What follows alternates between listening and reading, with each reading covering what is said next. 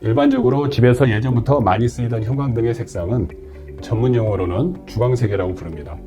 주광색은 흰색으로 집안을 가장 환하게 만들어주는데 주력하는 색상이라고 생각하시면 되는데요.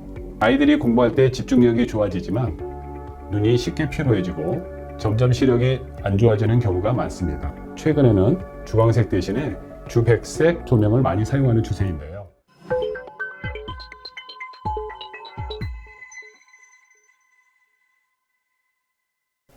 안녕하세요. 유별안과 박영철 원장입니다. 어두운 곳에서 독서를 하면 눈이 나빠진다는 이야기 한 번쯤 들어보셨죠? 특히 영화 관상을 할 때는 모든 조명을 다 끄고 커튼도 닫은 채 극장 분위기를 내야 영화가 더 몰입이 되죠. 그런데 밝은 곳에서는 책을 읽어도 눈이 나빠질 수도 있다는 사실 아셨나요? 조명도 건강한 조명이 따로 있기 때문입니다. 잘못된 조명은 단순히 아이의 눈 피로를 유발할 뿐 아니라 두통을 유발해 공부에 오히려 방해가 되기도 하는데요. 특히 조명은 조도에 따라 눈에 미치는 영향도 달라져 장기적으로 봤을 때 아이의 눈에 근시가 생길 수도 있습니다.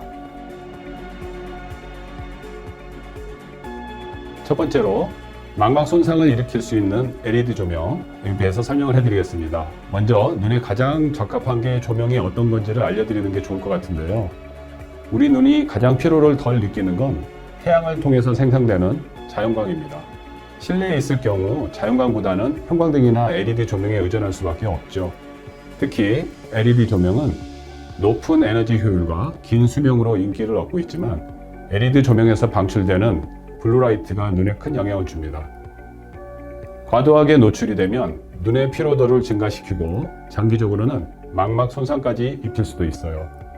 특히 밤에 블루라이트에 노출되면 멜라토닌 분비가 억제되어 수면 장애까지 유발할 수도 있다는 연구 결과도 있습니다. 한창 커야 하는 성장기 아이들에게는 치명적인 거죠.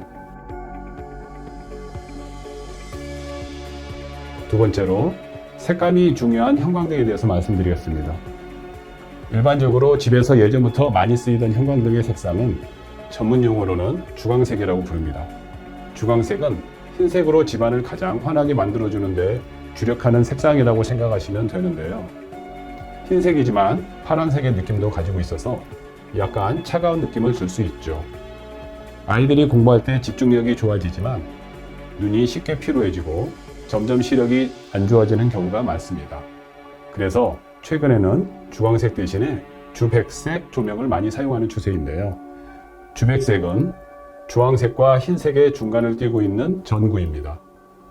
주광색과 반대로 주백색은 따뜻하고 포근한 느낌을 줘서 눈의 피로감이 적게 쌓이고 아늑한 분위기가 형성돼 집중력 향상에도 도움이 됩니다.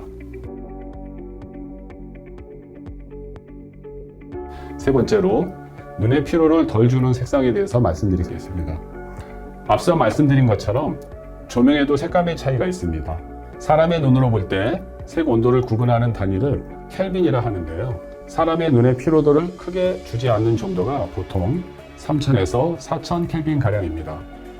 주백색의 조명이 이에 해당이 되죠.